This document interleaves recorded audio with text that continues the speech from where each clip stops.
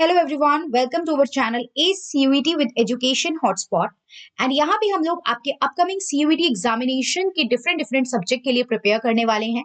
But before preparing any subject, किसी भी subject के लिए प्रिपेयर करने से पहले the utmost thing and the very important thing is to know the syllabus. Syllabus जानना हमारे लिए इंपॉर्टेंट है बिकॉज मल्टीपल टाइम स्टूडेंट की कंफ्यूजन रहती है कि क्या 11th का सिलेबस भी आने वाला है या सिर्फ 12th आएगी, क्या 12th के चैप्टर जो बोर्ड में ओमिटेड थे वो हमारे ओमिटेड रहने वाले हैं।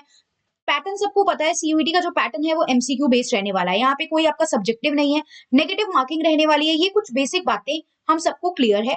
इस बार का जो आपका एग्जाम है वो कंप्लीटली सीबीटी मोड यानी कंप्यूटर बेस्ड रहने वाला है, कोई ऑफलाइन एग्जाम नहीं होने वाला है। तो ये कुछ चीजें हम सबको क्लियर है।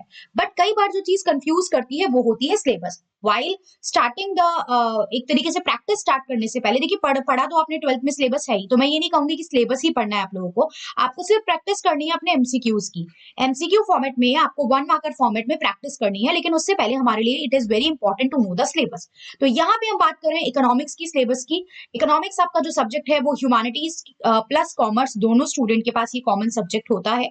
ह्यूमैनिटीज में अगर मतलब सबके पास नहीं, बट जिसने चूज किया हो, तो यहाँ पे ये humanities commerce and some time कुछ आर्ट्स वाले स्टूडेंट के पास भी एडिशनल में ये सब्जेक्ट इकोनॉमिक्स होता है।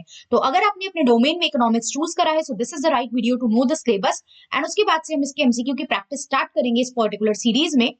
तो यहाँ पे सबसे पहले आप देखेंगे, बिल्कुल यहाँ पे कुछ 11th का क्वेश्चन, 11th का पार्ट भी इंक्लूड है। यहाँ पे 11th का कुछ पार्ट भी इंक्लूड है। 11th में आपकी बुक थी माइक्रो इकोनॉमिक्स, तो माइक्रो इकोनॉमिक्स का इंट्रोडक्शन यहाँ पे है। मतलब जो आपका इनिशियल चैप्टर था ना, माइक्रो इकोनॉमिक्स क्या होता है, सेंट्रल प्रॉब्लम क्या है, different type of micro economics means macro economics क्या होता है, देन आपका कैपिटलिस्ट सोशलिस्ट इकोनॉमी क्या है, मिक्स्ड इकोनॉमी क्या है, ये सब हमें देखना है। उसके बाद वहां पे आपका सेकंड चैप्टर था कंज्यूमर बिहेवियर एंड थर्ड था डिमांड इलास्टिसिटी ऑफ डिमांड। ये थर्ड और फोर्थ चैप्टर आपके थे। तो कंज्यूमर इक्विलिब्रियम का मीनिंग आप करोगे, अप्रोच करोगे यूटिलिटी अप्रोच, दोनों 1 और 2 कमोडिटी। देखिए सिलेबस में तो यूटिलिटी अप्रोच लिखी है, आईसी अप्रोच नहीं लिखी है। बट क्योंकि यहाँ पे यूटिलिटी अप्रोच लिखी है, एक बार को बस हम देख जाएंगे कि आईसी अप्रोच का अगर एमसीक्यू बनेगा तो किस तरीके से वो अप्रोच जो एमसीक्यू है वो बन सकता है, right. Indifference curve approach is IC approach. Then next हम लोग देखते हैं, अगला आपके पास है यहाँ पे डिमांड। नेक्स्ट है डिमांड। तो डिमांड हमें कंप्लीट करना है। डिमांड होता क्या है, डिमांड के डिटर्मिनेंट्स क्या है, लॉ शेड्यूल क्या है, तो उससे डिमांड कर्व किस तरीके से फ्रेम करते हो आप, शिफ्ट इन डिमांड कर्व और मूवमेंट अलोंग डिमांड कर्व क्या होता है। तो एक तरीके से डिमांड चैप्टर पूरा है। देन इलास्टिसिटी की बात की गई है, प्राइस इलास्टिसिटी ऑफ डिमांड क्या होता है, एंड उसके बाद मेथड क्या है इलास्टिसिटी ऑफ डिमांड के। तो ये आपका शुरुआत के 4 चैप्टर माइक्रो इकोनॉमिक्स के हमारे इंक्लूडेड हैं, जो कि 11th का सिलेबस था, 12th का नहीं था। उसके बाद हम आते हैं आपकी मैक्रो इकोनॉमिक्स पे, जो कि आपका 12th की बुक है। इसमें आपका first chapter national income and related aggregate, पूरा जो कंसेप्ट है वो पढ़ना है। यहाँ पे मैं सब टॉपिक पे बात नहीं कर रही हूँ, लेकिन आपको तीनों मेथड नेशनल इनकम के मेथड करेंगे तो फॉर्मूले भी करेंगे और शॉर्ट में कैलकुलेशन भी बिल्कुल वो दे सकता है, ऐसा नहीं है नहीं दे सकता। हाँ, बट उतनी लेंथी कैलकुलेशन नहीं देगा आपको, बट कुछ कंसेप्ट के बेस पे कैलकुलेशन आ सकती है, दैट वी विल प्रैक्टिस, जो हम प्रैक्टिस करेंगे। फिर ये सर्कुलर फ्लो क्या होता है, जीडीपी, जीएनपी, एनडीपी, एनएनपी, इनके कॉन्सेप्ट हमें देखने हैं। फिर अगला चैप्टर आ जाता है इनकम एंड एम्प्लॉयमेंट को लेके, आगे जो आपके चैप्टर हैं इसमें हमें देखना है एग्रीगेट डिमांड क्या है, एग्रीगेट सप्लाई क्या है, propensity to consume and propensity to save क्या है। इसमें आपका APC APS, average propensity to consume save, average propensity to consume, marginal propensity to save and marginal propensity to consume. ये दोनों मतलब चारों एस्पेक्ट इसके रिगार्डिंग हमें पढ़ने हैं। आप देख रहे हो एवरेज एंड मार्जिनल दोनों। देन इनवॉलंटियरी अनएम्प्लॉयमेंट क्या है, फुल एम्प्लॉयमेंट क्या है, इसका हम लोग कर्व भी देखेंगे। यहाँ पे इसका कर्व के फॉर्मेट में भी हम इसकी स्टडी करेंगे। देन इन्वेस्टमेंट मल्टीप्लायर क्या है और उसकी वर्किंग क्या है, एक्सेस एंड डेफिसिट डिमांड क्या होता है, अगेन इसको हमें कर्व के थ्रू भी समझना है। हो सकता है शॉर्ट में कर्व देके कर्व में कुछ पॉइंटर्स मार्क करके उन पॉइंटर्स के बेसिस पे आपसे क्वेश्चन पूछ लिया जाए, राइट। फिर आप एक्सेस एंड डेफिसिट डिमांड, मतलब डिमांड बहुत ज्यादा या कम है, उसकी सिचुएशन को कैसे करेक्ट करोगे, how it can be done, ये कैसे किया जाता है। Then money and banking, money में simple what is money, money किस तरीके से इवॉल्व हुई, मनी के फंक्शन क्या है, ये हमें देखना है। मनी के स्टॉक मेजर्स भी हमें देखने हैं।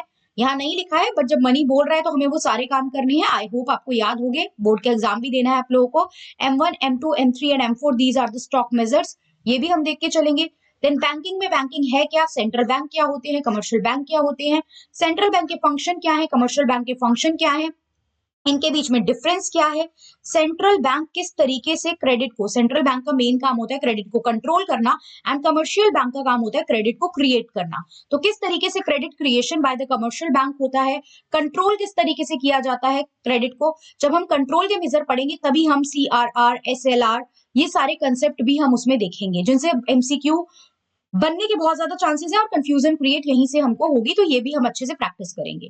फिर बात आती है गवर्नमेंट बजट एंड इकोनॉमी की। बजट चैप्टर पढ़ना है, बजट क्या होता है, इसके क्या कंपोनेंट है, गवर्नमेंट बजट के ऑब्जेक्टिव क्या होते हैं, रिसिप्ट क्या है, रेवेन्यू एंड कैपिटल रिसिप्ट, और गवर्नमेंट में बजट में एक्सपेंडिचर क्या होता है। तो ये सारी चीजें हमें आप देखेंगे, कंप्लीट बजट चैप्टर देखना है। बजट अगर सरप्लस में है, बैलेंस बजट का क्या मतलब है, डेफिसिट बजट का क्या मतलब है, डेफिसिट होते कितने टाइप के हैं, ये 3 टाइप के डेफिसिट हम देखेंगे, रेवेन्यू, फिस्कल एंड प्राइमरी, इनके फॉर्मूले देखेंगे, यहां से भी क्वेश्चन बन सकता है। Then the next chapter or the last chapter of macroeconomics is balance of payment. Difference between export and import is balance of payment. तो हमें देखना है बैलेंस ऑफ पेमेंट में, फॉरेन एक्सचेंज भी इसी में इंक्लूड कर लेंगे हम लोग। Balance of payment and balance of trade में क्या डिफरेंस है, इसके कंपोनेंट्स क्या क्या है, ये हमें देखना है। फॉरेन एक्सचेंज रेट क्या होता है, कितने टाइप का होता है, फिक्स्ड, फ्लेक्सिबल, ये हमें देखना है, उसके क्या फायदे क्या नुकसान है, और फॉरेन एक्सचेंज रेट कैसे डिटरमाइन किया जाता है, मींस डिमांड एंड सप्लाई को यूज करके हम डिटरमाइन करते हैं, तो वो कर्व क्या है और किस तरीके से ये डिटरमाइन होता है, ये सारा प्रोसेस हम देखेंगे। सो this is about the macro economics. एक तरीके से मैक्रो इकोनॉमिक्स पूरी आ रही है। माइक्रो के 11th के 4 चैप्टर थे, मैक्रो पूरी है, और आपकी इंडियन इकोनॉमिक डेवलपमेंट वाली बुक भी पूरी ही है, जिसमें आपका पहला चैप्टर जो है 1947 से 1990 तक का कंसेप्ट है।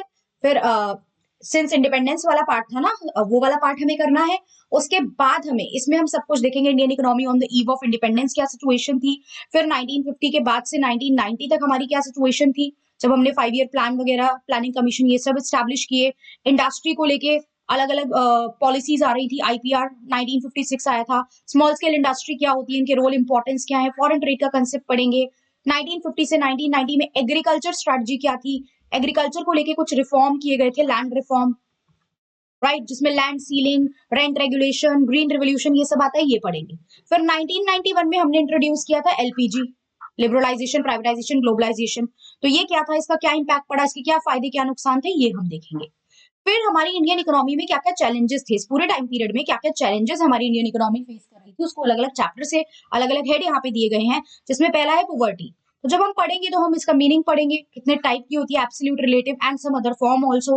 गवर्नमेंट कौन कौन से पॉवर्टी एलिवेशन प्रोग्राम ला रही थी, मतलब गवर्नमेंट क्या क्या प्रोग्राम के थ्रू पॉवर्टी खत्म करने की बात कर रही थी, तो वो सारे हमें प्रोग्राम डिटेल में देखने, उनकी फुल फॉर्म कौन से ईयर में आए, क्या मेन टारगेट था उनका, इससे बहुत हाई चांसेस है क्वेश्चन बनने के। देन ह्यूमन कैपिटल क्या होता है, ये हमें देखना है। कैपिटल इज पैसा, बट यहाँ पे ह्यूमन कैपिटल के साथ ये वर्ड लगा दिया है, तो ह्यूमन कैपिटल क्या होता है, कैसे इंसान को हम एज ए रिसोर्स की तरह यूज कर रहे हैं और कैसे ये डेवलपमेंट में कंट्रीब्यूट करता है।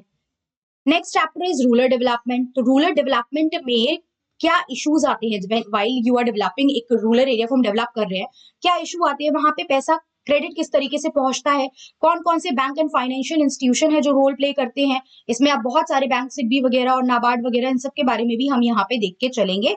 अगेन क्वेश्चन बहुत सारे बन सकते हैं, बहुत MCQ के बहुत चांसेस हैं और बहुत ज्यादा फैक्ट के चांसेस हैं यहाँ से पूछे जाने के। एम्प्लॉयमेंट क्या होता है, एम्प्लॉयमेंट में हम लोग अनएम्प्लॉयमेंट भी पढ़ेंगे, अनएम्प्लॉयमेंट के टाइप भी पढ़ेंगे, और सब्जेक्टिव पार्ट नहीं आना है तो बहुत ज्यादा सब्जेक्टिव कहानियों पे तो आपको नहीं काम करना होगा आफ्टर 12th के लिए तो बिल्कुल करोगे। तो यहाँ पे फॉर्मल एंड इनफॉर्मल एम्प्लॉयमेंट क्या होता है ये देखना है, क्या प्रॉब्लम्स हैं एम्प्लॉयमेंट के रिगार्डिंग, मतलब अनएम्प्लॉयमेंट क्यों राइज हो रही है, गवर्नमेंट क्या पॉलिसी लेके आ रही है उसके regarding, that we need to cover. फिर आता है इंफ्रास्ट्रक्चर, इसमें से कुछ चैप्टर आपके 12th में ओमिटेड है, बट आप देख रहे हो CVT में ये सब पूछे जाएंगे।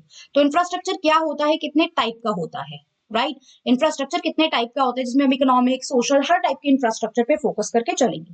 देन आता है सस्टेनेबल इकोनॉमिक डेवलपमेंट। तो सस्टेनेबल डेवलपमेंट क्या होता है, किस तरीके से ये इकोनॉमी पे इंपैक्ट डालता है, कैसे ये एनवायरमेंट पे इंपैक्ट डालता है, और इसमें हम ग्लोबल वार्मिंग का टॉपिक भी पढ़ेंगे, बिकॉज सस्टेनेबल डेवलपमेंट कहीं ना कहीं एनवायरमेंट प्रोटेक्शन की बात कर रहा होता है, एनवायरमेंट का जो ओवर यूजेज एंड एक्सप्लॉयटेशन हो रहा है उसको बचाने की बात करता है। तो यहाँ पे हम ग्लोबल वार्मिंग का कंसेप्ट भी देख के चलेंगे कि ग्लोबल वार्मिंग किस तरीके से एनवायरमेंट को नुकसान कर रहा है।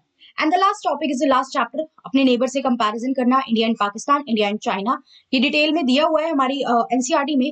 तो ये जो दिए गए हैं वही हमें टॉपिक करने हैं, हमें अपनी तरफ से सारे नहीं करने हैं, तो what ever is present in NCERT, जो भी बॉक्स है, जो भी डेटा है, जो भी टर्म दी है इस चैप्टर में, वो सारी हमें कवर करके चलनी है एंड देखना है कि उससे रिलेटेड एमसीक्यू किस तरीके से बन सकते हैं, राइट। और इन नेबरिंग कंट्री में किस तरीके से अलग अलग इश्यूज जो अभी पढ़े हैं आपने, पॉपुलेशन का क्या इशू है, कुछ ह्यूमन डेवलपमेंट इंडिकेटर्स को लेके क्या इशू है, सेक्टर अलग अलग सेक्टर्स के डेवलपमेंट को लेके क्या इशू है, ये भी हम यहाँ पे इस यूनिट में पढ़ेंगे।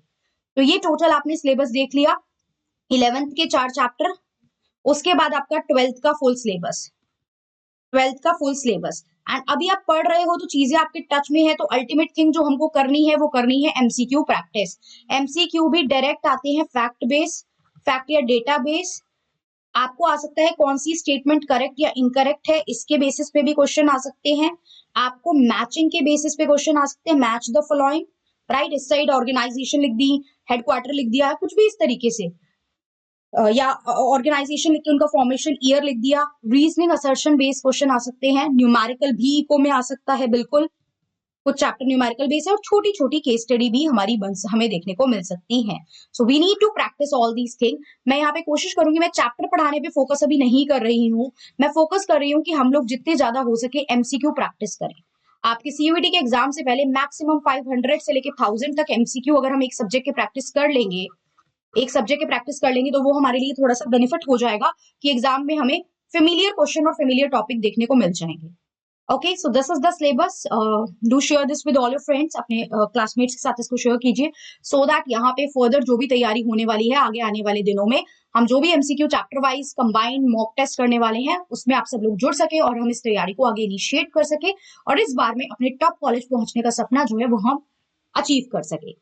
So that's all for this video. If you have any doubt with regard to the syllabus, concept, कुछ भी, then you can mention it in the comment box and I will try to resolve that as soon as possible. So that's all. Thank you everyone.